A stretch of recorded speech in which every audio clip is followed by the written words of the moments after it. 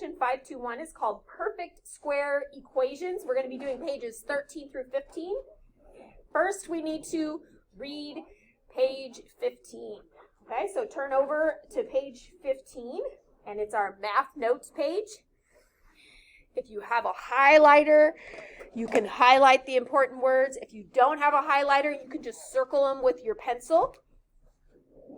All right, this one is titled Simplifying Square Roots.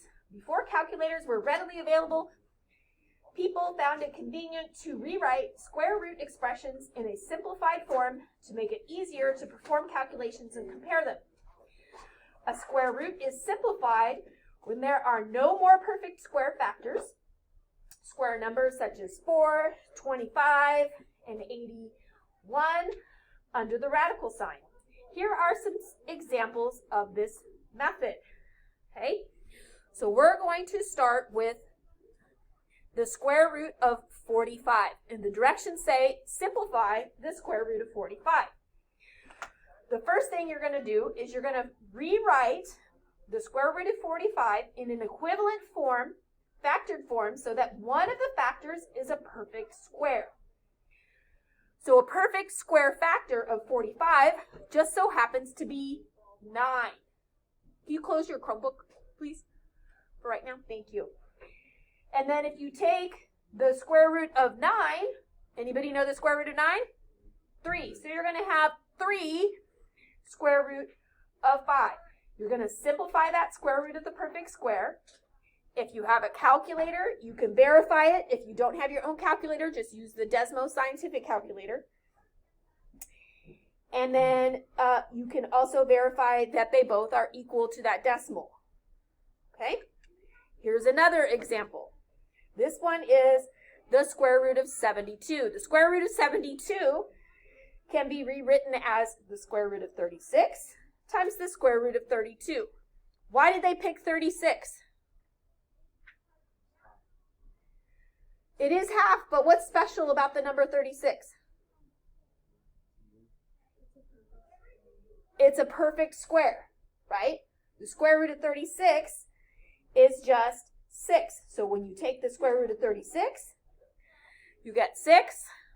And then the square root of 32 is going to be a decimal, so just leave it under the radical. Okay? Oh, that's this one over here. The other way to do it is you can use the square root of 9 times the square root of 8. Square root of 9 is 3, and the square root of 8 can be rewritten as the square root of 4 times the square root of 2, and the square root of 4 is 2, so 3 times 2 is 6. This one takes a little bit longer. I prefer this one because it gets you there faster. Okay? When you take the square root of an integer that is not a perfect square, the result is a decimal that never repeats itself and never ends. It is a number that cannot be written as a fraction using integers. This result is called an irrational number. So go ahead and highlight it or circle it. The irrational numbers and the rational numbers together form the real numbers. And generally, when a decimal approximation, go ahead and highlight that, of an irrational square root is desired, you will use a calculator. However, for an exact answer called the exact form or radical form, you must write the number using the square root symbol. And when you simplify the radical, it is called simplified radical form. For example, the square root of 45 in exact form is 3 square root of 5 is in simplified radical form, and 6.71 is the decimal approximation of the numbers. Okay? Basically, what this is saying is sometimes the question is going to ask you for an exact answer, and sometimes it's going to ask you for a decimal answer. Okay, so you need to know the difference. Obviously, this is a decimal, so you guys can recognize that. The other one is the radical form, so you're just going to learn how to simplify radicals. Okay? Turn back over to page 13. Up at the top of page 13, we're on question 59. question 59 says, draw a diagram and write an equation to represent each scenario. Solve the equation and then explain whether the solution makes sense. Part A says Ernie is going to install a square hot tub in his backyard. So the first thing you're going to do is you're going to draw a hot tub, and it's square. So you're going to make a square, call it your hot tub. Okay? He plans to add a 3-foot wide deck on 2 adjacent sides of the hot tub. If Ernie's backyard, which is also square, has 169 square feet of space, what is the largest hot tub he can order? Okay? So once he has the hot tub, he's going to build a deck on 2 sides of it for people to walk and stand or whatever, climb in. So it's going to be 3 feet on this side and 3 feet on this side. Okay? So if we take this side of the hot tub, which we don't know how long it is, we're going to call that x. So this side would be x plus 3, and this side would also be x plus 3. So we would have x plus 3 times x plus 3. When you have x plus 3 twice, you just say squared. So x plus 3 squared is going to be equal to Ernie's backyard, which they're saying is 169 square feet. We're going to take the square root of both sides because this side is being squared. So anything that's being squared, if you take the square root of it, it's what's inside. So it's x plus 3. And then if we take the square root of 169, we get 13. Then we're going to subtract 3 from both sides. Why? Because 3 is being added. So the inverse operation is to subtract 3. And that gives us -3 plus or minus 13. This little symbol right here is plus or minus. Plus or minus. It means you're doing 2 operations at the same time. So if you have -3 plus 13, you get 10. And if you have -3 minus 13, you get -16. So there are actually 2 answers to this problem. That's +10 and -13. But in a question like this, you can't have a negative measurement because you can't have -13 feet, right? You can only have 10 feet, 9 feet, 8 feet, but you can't have even -1 feet. Like, it's just not possible to have a negative measurement.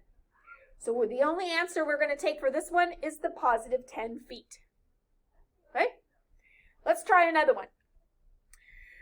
Part B says Gabby is creating a decorative rock garden that will cover 12 square feet of her backyard, including its frame. She plans to build a 6-inch wide wood frame around the rock garden to keep the rocks in place. If the frame rock garden is square, how much area will Gabby need to cover with decorative rocks? Okay? So here's her rock garden in the middle, which is a square. And then she has 1 foot all the way around. Okay? That's going to cover 12 feet of her backyard. Okay? It says that it has a 6-inch wood frame. So if we add 6 inches on this side and 6 inches on that side, that gives us 1 foot total. So it's going to be x plus 1 this way and x plus 1 this way. So when we multiply them together, we get x plus 1 squared. Looks very similar to what we had up here, right? Same kind of equation that we started with. So we're going to start solving it the same way, but something different is going to happen. Okay?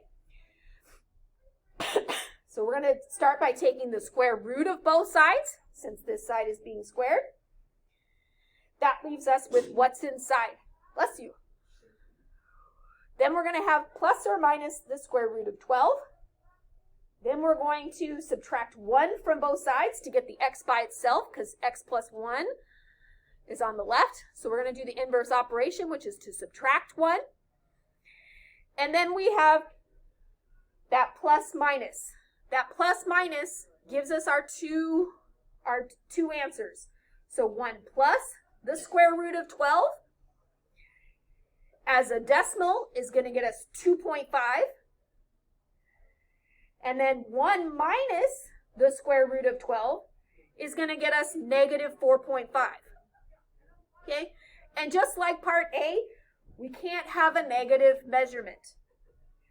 So we're going to circle the positive one, and that's going to be the correct answer. Okay? Question number 60 says, in problem 59, did you notice anything special about the forms of the equations you wrote? Did you use the zero product property or solve the equations, or were you able to solve a different way? Without rewriting, determine the values of x that make up each of these equations true. So for part A, these are all similar equations to what we did up top with parts A and B, right? So for A, we want to do the same process. Since this is being squared, we're going to square root both sides. The square root of x minus 1 squared is x minus 1. The square root of 4 is 2, but it's also negative 2. So we write that plus minus symbol out front. Okay? So you want to make sure you have that plus minus symbol right here. 1 is being subtracted, so we're going to add 1 to both sides, and we're going to have our two solutions. 1 plus 2 is 3, and 1 minus 2 is negative 1. There's two solutions to this problem. Okay? One of them's positive and one of them's negative, which is fine unless you're having a measurement of something, then you can't have the negative answer. But it's still two solutions. Okay? Let's see what happens with part B. Because part B is set equal to 0. So when we take the square root of 0, we get plus or minus 0.